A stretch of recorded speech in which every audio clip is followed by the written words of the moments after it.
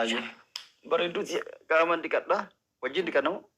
Ana kaito iqadha. Wajjin dhiqannu. Ani qadheera. Kastaraan osoo dhiqatiin dura takka kootu ka'e. Kamera kita kemana saja?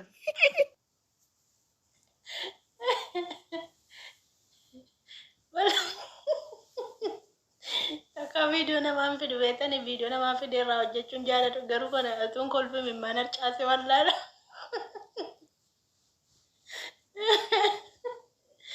Jechuun dhaabu balleessitanii maa kaameraan dhokatee mataa wal gochiretti buute.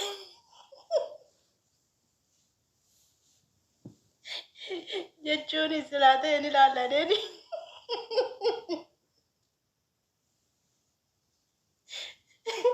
Silaan barakkanne dhugaa rabbi waanuma badii kana nu ilaalchisu jaallata waan sabbe.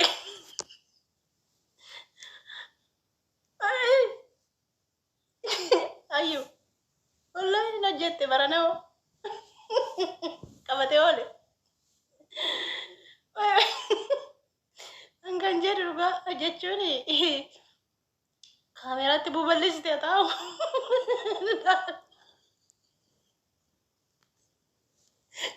Ilaalladheeni waan biraan miti. Dhiifama yaa godhaa dhugaa rabbi.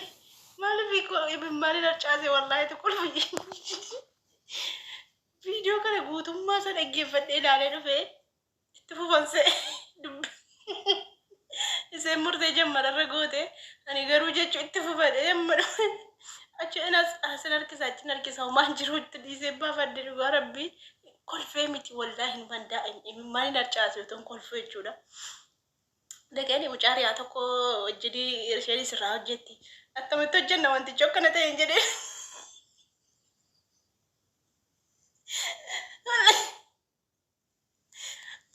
Jaartii na qabatti ayyuun nufitti baran dhugaa rabbi nu goote dhugaa rabbi jaartii kunatti kaasuun kennu olu ayyuu dhugaa rabbitu sitti kolfu jechuun mucayyoodhaan akkan jedhani attamitti hojjennaa waan akkasii qaban rakkoon qabatte kolfa keessa buufte ishee kolfaaf natti deebisuu dadhabde ayyuun diraamaan jarree nurratti hojjette har'a jechuun addaan kutuu balleessite waraabu.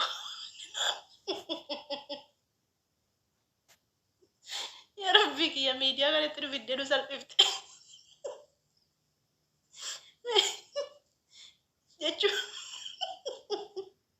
afii garuu fedhaaf deeti jechuun malaalladheeni rakkoon qabu ilaalladheeni ilaaluun feene maal ilaaluu feetanitti dhugaa addaan maaf addaan dhaabbata hin jennee isin dhugaa maa addaan dhaabdanii hin ilaallaan jennee isintu jedhe dhugaa uummata koomentii takka jedhe uummata koomentii argee dubbisee kolfeen iyyuu ayyuu dhugaa hin daladde baranarraa hin daladde wayi saduu hiixateetti ka'aa.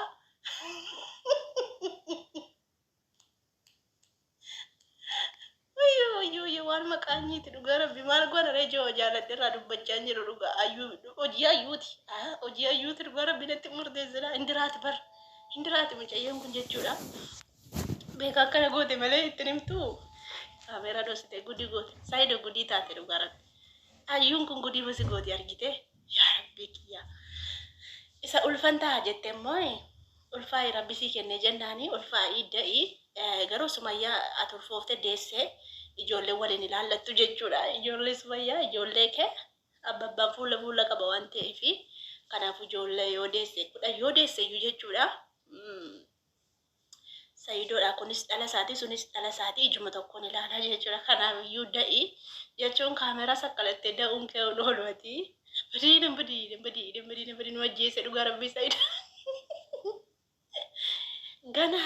Gana waan talleechee dhufaam dhugaa rabbii. Maalin jedhee maal ati mitiitu nambate gaanni maatti beekare ijoo waan jaarsaaf jaarsi gola keessatti hojjetanii jedheen inni rakkoon qabu iyyuu garuu jechuudha mucayyoon gudii goote dhugaa rabbii gudii si goote na badii sumayyaan kan argite naan hin baannatti. Sumayyaan aartee finiinti jechuudha viidiyoo kan argite jennaani dhugaa rabbii ani viidiyoo namaan fidu ani yoo viidiyoo tokko waraabbii ta'e malee yoo tokko nama kofalchiisu ta'e yookaan immoo feesbuukii irraa waan nama gaddisiisu tokko ta'e malee hin fidu jechuudha viidiyoo garuu kun na kofalchiisee jennaani fide dhugaa rabbii na kofalchiise garaa koo na dhukkubsee jechuun maaliif Tasa bakka waan si mudatu tokko si kofalchiisa. Utuu hin beekini wanti nama mudatu tokko si kofalchiisa. Amma fakkeenyaaf yoo namni nama biraa faa kufee yoo namni nama biraa faa utuu hin beekin faa jiraamti gaazii uumamaan jiraamti gaazii nam tolchee miti gaazii uumamaaf kana yoo namni nama biraa dhuufee amma gaafa namni dhuufu nan kolfa walaa nan kolfa yoo namni kufee nan kolfa. Amma jaartii koo amma kaleessa ganama jaartii kan koo ani bukkee darbuun nagee isheen na bukkee darbuu dhuftee amma ni furdoo dhamdira isheen qal'oodha balbanni kun gidduutti walitti nuti dhiphateetu ciqilee ishee kanaani balbana dhoofte achi silaa anaa kee dheeniin bakka nan tasgabbeessa miti ani garuu kolfan kutee buuse nan kolfe ka walaa maal kofaltaateen ani beeku ani akkasuma nan kolfan jedhe jaarsisii torbee lamayyuu hin guunne mucaarii akkootti meera otoo mana qulqulleessaa jiruutu miila qullaa dhufee mobaayilii chaarjii irraanatu godhaa fi beekanii chaarjii irraan godhatanii isaan dudulloomaadha. Mobaayilii chaarjii irra godhinaan jedhee ani bishaan dhaqee kirooraksii naqadhee mana qulqulleessaa jira. Deemaa malfee mobaayilii natti kennachi gaddeebi'an akkas xiqquma yoo hin deebine makina isaa baaddeen jira. Cuma gaddeebi'ee hin diriiree haadhase jaarsa guddaadha furdaadha immoo yoona hin diriiree achi gamaaltu qabee ol kaasaa abbaa koo. Ol qabee kaasuun dadhabee ka'anii kolfaaf qabeen kaasu ka intalisaa tokko addana jirti. Kolfaaf qabee kaasuun dadhabee inumaan kolfa ofirra galagalee na ilaaleetu kofaltu dheema dhiise dhugaa rabbi. Ani yoo namni waa mudate nan kolfa. Isa namni anaa kee maarree keedhu nan kolfa. Yoo anaan na mudate immoo yoo anaan amma yookiin lafa dha'e yookiin balbanni nadhaa yeroo tokko balbana mana kanaatu uffata narratti cirabeettanii na qabne. Yeroo na dhukkubsu nan boo'ee kan ilma deebi'ee kolfa. Nan boo'aa nan kolfa. Natti kolfu gamana kana.